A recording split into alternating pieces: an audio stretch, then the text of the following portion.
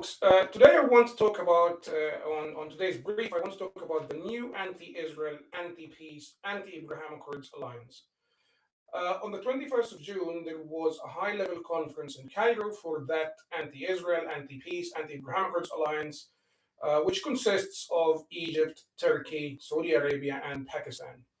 I actually call it the Anti-Abraham Accords Alliance for several reasons. But if you look at this, you're going to see that number one, there is Saudi Arabia, which refuses to join the Abraham Accords Alliance, and actually kind of humiliates President Trump when it comes to this, because he had previously said that Saudi Arabia would be honoring him personally if they joined the Abraham Accords. They didn't, obviously, and they've been trying actually everything they possibly can do to undermine the Abraham Accords. And if you look at Turkey, obviously Turkey is incredibly anti Israel and increasingly anti Israel. Pakistan does not even recognize Israel. Egypt, we had seen over the past few months and couple of years, the State Department actually directly asking Egypt to join the Abraham Accords, but Cairo said no, we're not going to join the Abraham Accords because there's no point. We are already in peace with Israel. We have a peace treaty that has been in place since 1979. But the State Department asked Egypt because they know that Egypt, despite actually being part of the peace treaty with Israel and the first country to sign this peace treaty with Israel, they had actually never had true peace with Israel. So, anyway, this is why this is the anti Abraham Accords, anti Israel, anti peace alliance.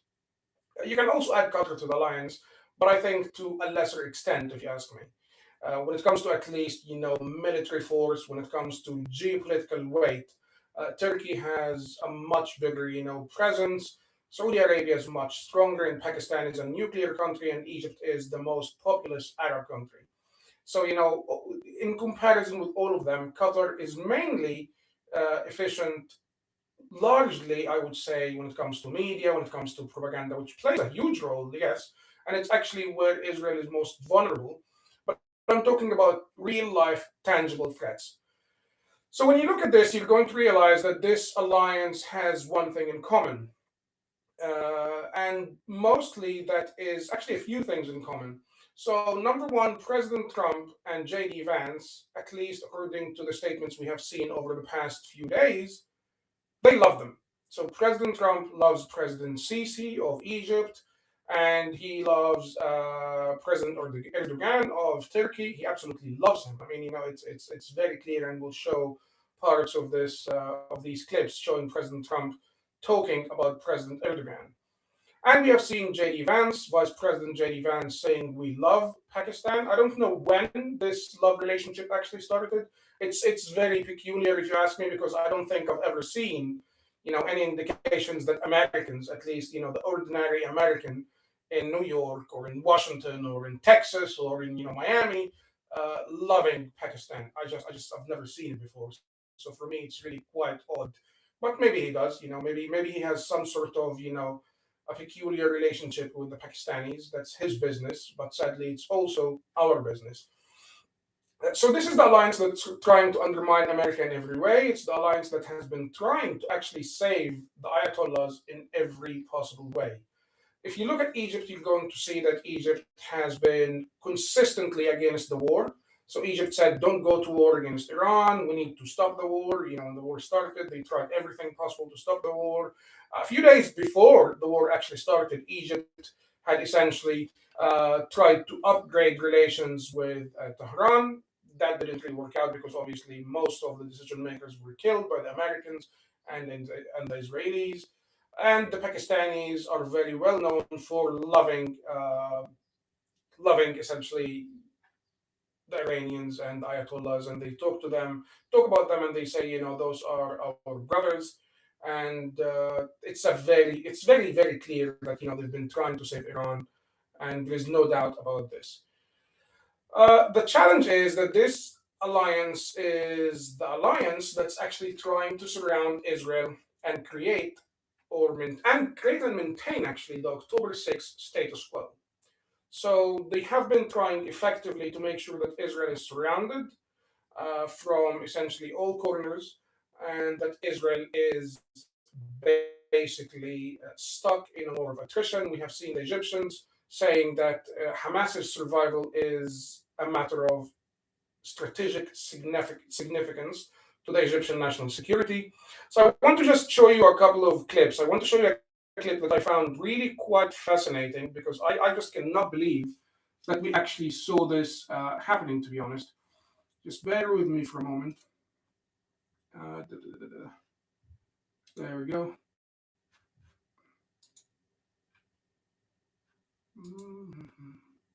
Right, here we go. So I want to show you that clip of President talking about President Erdogan. With great confidence that your presence in Ankara is eagerly anticipated. What's your message to your great friend Erdogan and the Turkish people? Because you're going to be there in less than 2 weeks. Yeah, I'm a Turk myself. And I like him. He's a friend of mine. And he stayed out of the war. You know, he was a prime candidate to go into the war with Iran, maybe on the Iran side, because he's not a big fan of Israel, as you know. And I asked him to stay out. He stayed out. And you know who else was great? Was President Xi of China. He could have come in. He gets half of his oil from that area. You know, I could see him wanting to. And I asked him to please stay out. And he did. Right. So we basically have President Trump saying that President Erdogan was going to get involved in the war against Israel, which by extension means he was actually going to go to war against the US because this was a war fought by allies, just like, you know, the US and the UK fought the Nazis. This was a war fought by Israel and the US against the Ayatollahs.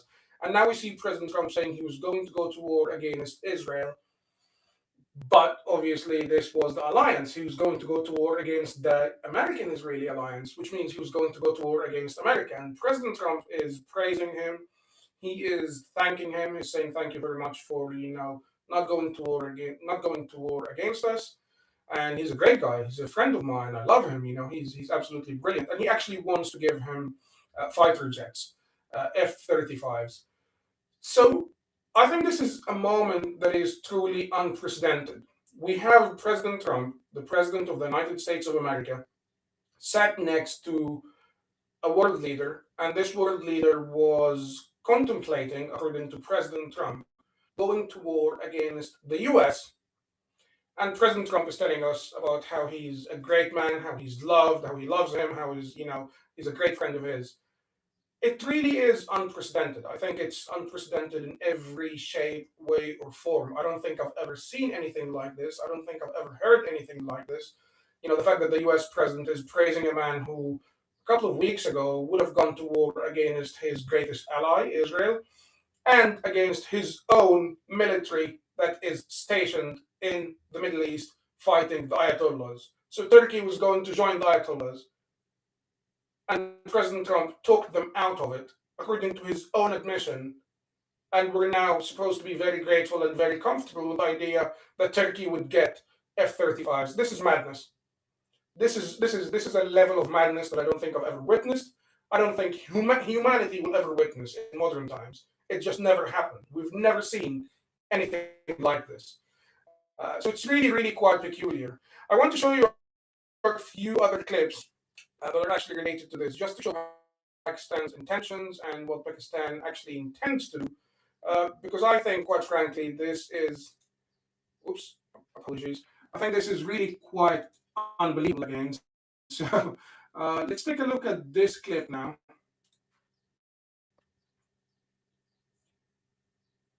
Oh, sorry, my apologies. I think I actually did not activate audio. Oh, let's go. There we go.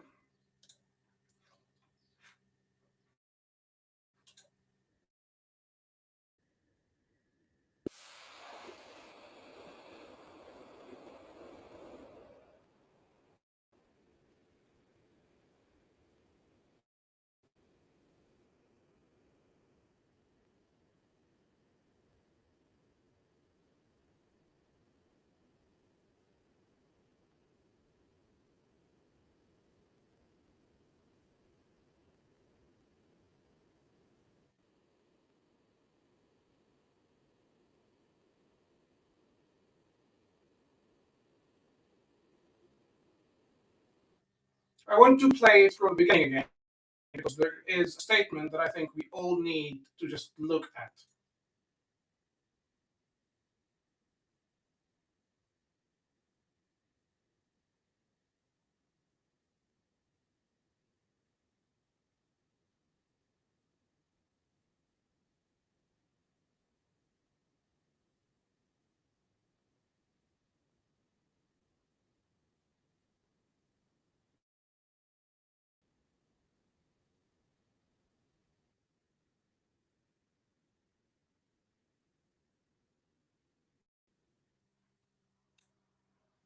We have essentially a statement from the mediator saying that, this MOU never included the issue of ballistic missiles. So what does it include? Because if it doesn't include the issue of ballistic missiles, if according to all the actions we have seen, it doesn't also include the issue of Hezbollah and the proxies, because Iran has said explicitly if Israel attacks Iran or carries out attacks in Lebanon, essentially, the ceasefire is cancelled and the MOU is just in the bin, essentially. So it doesn't include ballistic missiles, it doesn't include Hezbollah. It presumably, again, according to all of the statements that we have seen from the Iranians, it doesn't include the nuclear armament. So, and the nuclear program. So, what does it include? I mean, that's the serious challenge I have with this. What does the MOU include? And if you have a mediator, Pakistan, that does not recognize Israel's right to exist, if you have a mediator, Turkey, that also does not recognize Israel's right to exist, by the way, because we now have the Turks saying, they've got this new Ottoman view now, where they're basically saying that Gaza is ours because it was part of the Ottoman Empire, Jerusalem is ours because it was part of the Ottoman Empire, and we've actually seen such statements from the Minister of Foreign Affairs and from President Erdogan himself. So those are the kind of mediators and the kind of people involved in this alliance. Now, let's go to something very interesting about this alliance. We have seen on the 21st, I'm just going to show you this article. It's in Arabic. I'll explain to you what it's actually all about. Just bear with me for a moment. There we go. This is an article that covered a conference, a high-level conference or high-level gathering of Egypt, Turkey, Saudi Arabia, and Pakistan in Cairo on the 21st of June. This is a title of an article that says President Sisi highlights the significance of coordination between the four countries, Egypt, Turkey, and Saudi Arabia, and Pakistan, to address the crises of the region and to basically address all of the issues related to national security, Muslim national security, to be very clear and to be very explicit. And you can see here, this is Minister Badr Abdulati, this is Saudi Minister of Foreign Affairs, this is the Turkish Minister of Foreign Affairs, and this is the Pakistani Minister of Foreign Affairs. So this was a level gathering at the highest level. And this is a coalition that I have been warning of for months, actually quite years. But I'm going to show you some of my warnings about this because it really is painful. It's really painful to see the Americans, the people who have, the most sophisticated and the strongest military on the planet, to also see the people who have the most sophisticated and strongest intelligence community on the planet.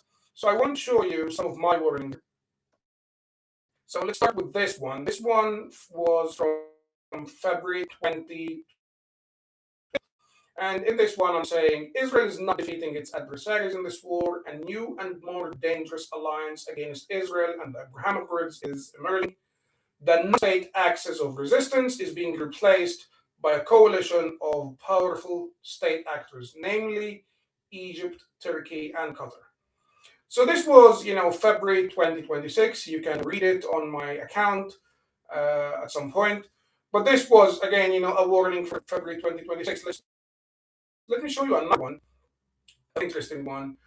So this one is from November 2025, and I was saying Turkish President Recep Tayyip Erdogan is scheduled to travel to Egypt in late 2025 or early 2026 in a move to elevate defense cooperation to a new and unprecedented level. This comes amidst increased military cooperation in Sudan, with Egypt and Turkey jointly offering substantial support to the Sudanese military. At this stage, actually, we know now that Egypt and Turkey are operating joint bases for drones, and they basically manufacture drones. They operate drones from Egypt, and they carry out military operations in Sudan. So we have this alliance, this military alliance. It's active now. It's actually spreading across the region now. It's active in Sudan, and it's carrying out attacks against the rapid security forces, and essentially siding with the Sudanese army, which is aligned with the Muslim Brotherhood. And they're also doing something very interesting. They're trying to challenge or prevent any attempts by the UAE or Israel to do things in the Horn of Africa, such as recognize Somaliland. They're trying to prevent this. They're fighting this in every way they can, and they're trying to stop it. They're also trying to prevent any attempts to actually prevent the war in Sudan, and they're supporting the Sudanese army, which is again aligned with the Muslim Brotherhood. So now I'll show you something that's actually really quite interesting. On the 16th of June, we saw the Egyptian Air Force carrying out airstrikes deep inside Sudanese territory. This was almost 200 kilometers from the Egyptian Sudanese border.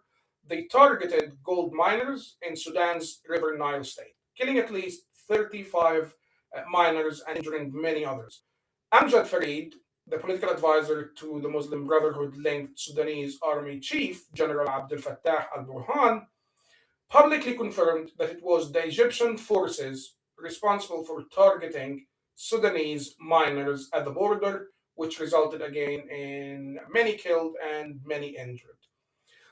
So this attack was actually carried out just over here. If you can see this on the map, and that's again 200 kilometers within Sudanese territory. So this is not a border area. This is not like, within a kilometer or two from Egypt's border. It isn't. They carried out an attack deep within Sudanese territory. That attack was not condemned by the Arab League. It was not condemned by the UN. It was not condemned by any Arab country, and no one basically gave it any attention. Now, we are seeing reports that Egypt carried out this attack against the mines, the gold mines, because there is an arrangement between Egypt and Abdel Fattah al Burhan, who's again the head of the Sudanese military, that Egypt would provide him with military assistance and intelligence assistance to defeat the rapid security forces in exchange for mines, that they would have access to the gold mines and get as much gold as they can. Basically, that is their payment. So again, this was not mentioned at all. This was not discussed at all. And we have seen almost nothing in the news about this. You don't see it on the BBC, you don't see it on CNN, you don't see it really anywhere else. So again, that takes us back to a few issues. I think the main challenge we're seeing right now, from my view, is this anti-Israel, anti-Abraham Accords, anti-peace alliance, which is really surrounding Israel. The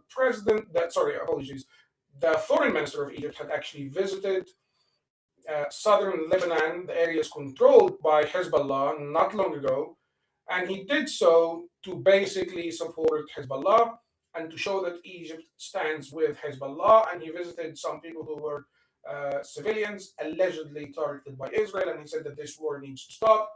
Egypt has also repeatedly said that Lebanon should not have direct negotiations with Israel, so they don't want Lebanon and Israel to have negotiations. They said there has to be one condition before we have any direct negotiations, and this condition is that Israel withdraws completely from southern Lebanon before we have any direct negotiations. They have also said explicitly and publicly that they don't want to see a peace deal between Lebanon and Israel, and their advice to their Lebanese counterparts, this was the most senior Egyptian diplomats and the Minister of Foreign Affairs and others who are closely linked to the government in Cairo. They said they would advise Lebanon, instead of having a peace deal with Israel, to actually have a ceasefire or a security arrangement. The security arrangement, something like, okay, you leave southern Lebanon and we will send the Lebanese military to take over southern Lebanon. So that was basically the Egyptian view on Lebanese Israeli peace. They don't want the peace. And they don't want Hamas. And I just want to show you another clip that I really found quite horrifying. I'm not going to lie to you. The clip of Vice President J. Vance basically saying that love Pakistan. So let's go to this one, because I really find it quite peculiar how, again, we're living in times that it's just mad. Most of the stuff that's happening today is unprecedented. Most of the stuff that's happening today is stuff that none of us would have imagined. So let's take a quick. You about the Pakistani role, especially. Very good. We love Pakistan. Thank you. So we love Pakistan. Again, this is the Pakistan that was actually shielding terrorists, Al-Qaeda terrorists in Pakistan. This is the Pakistan that essentially is homophobic, is sexist, is anti-Israel. It's essentially a Muslim or an Islamic hellhole. It's not a place where you would go on holiday, as you can imagine. So I don't really know what he means we love Pakistan. Who gave him the authority? Because he's the vice president of the United States of America now. When he talks, he's actually talking for Americans. This is not some random dude. This is not some random, podcaster or researchers like myself. This is just a guy who represents America. He represents America's views. He represents America's interests. So when he says we love Pakistan, who's he actually talking on behalf? I find this really quite unbelievable. And sadly, I don't think we're going to get anywhere better than this. I think it's going to get a lot worse if I'm not lying to you, because I think we have been warning about Turkey, we have been warning about Egypt, myself and others. And actually, what's really quite tragic is that some Israelis do not want to believe this. Some Israelis want to believe that what Erdogan says is stuff that he says for domestic consumption, but he's never actually going to do anything against Israel. Some people believe that, what President Sisi says, something like when he said during the Arab League summit that followed Israel's targeting of Hamas leaders in Doha in Qatar, he said that Israel is the enemy. He said we need to be essentially ready for the enemy and we need to stop the enemy. That was his entire argument, but he used explicitly the enemy in reference to Israel, which is again unprecedented since Egypt had the peace with Israel in 1979. We had President Mubarak who ruled from almost 1983 to 2011. He never really referred to Israel publicly as the enemy, and even the Muslim Brotherhood president Mohammed Morsi, he was actually not that openly against Israel in a way. He was definitely, secretly and low profile against Israel. And, obviously many statements he said before being president was against Israel, but he wanted to give the impression when he was president that, we're not going to start a war here, because he didn't want to spook the Americans and the Israelis and others across the region. But President Sisi did, so President Sisi is very openly saying Israel is the enemy. So I don't really know where we're going. In my view, I think we are the threats to Israel and to peace in the region are going through phases of transition. So, previously it was Hamas, it was Iran. Now people are some countries are trying to save Hamas and Iran. But while doing so, Pakistan is getting more involved in the region. Turkey is getting far more involved in the region. And I think this is going to be the next threat that Israel is going to face for the next potentially 10 years. I would probably say, even less than this. I personally believe that it is inevitable. It is inevitable that Egypt and Israel will have a military confrontation. The peace treaty is now largely non-existent in many ways. Some people will argue against this, and they will say the Egyptians and Israelis still have security and military coordination behind the scenes. That could be at least partly true, but that's not the peace treaty. I mean, if you look at what the peace treaty is, it's actually having serious diplomatic and open and honest peaceful relations. It's not about, secretly talking to your counterparts in the intelligence. That's not the peace treaty. Because even Saudi Arabia does this, by the way. Saudi Arabia has, sort of secret, low profile coordination between the Saudi military and Saudi intelligence and the Israeli intelligence and military. So it really is quite concerning. I have to admit, I don't think things are getting any better. I think if President Trump does end up giving the Turks the F-35s, then this is really, really bad in many ways. And I don't think it's going to get better. I used to believe that if Erdogan is gone and he's, quite an old man, things could potentially improve. But I think, again, he leads a country and a population that are ideologically and fundamentally anti-Israel. So I don't think things are going to get any better. I think what we need to look to keep an eye on over the next few weeks is, again, the Strait of Hormuz. And we're going to have to discuss the Strait of Hormuz potentially on Monday.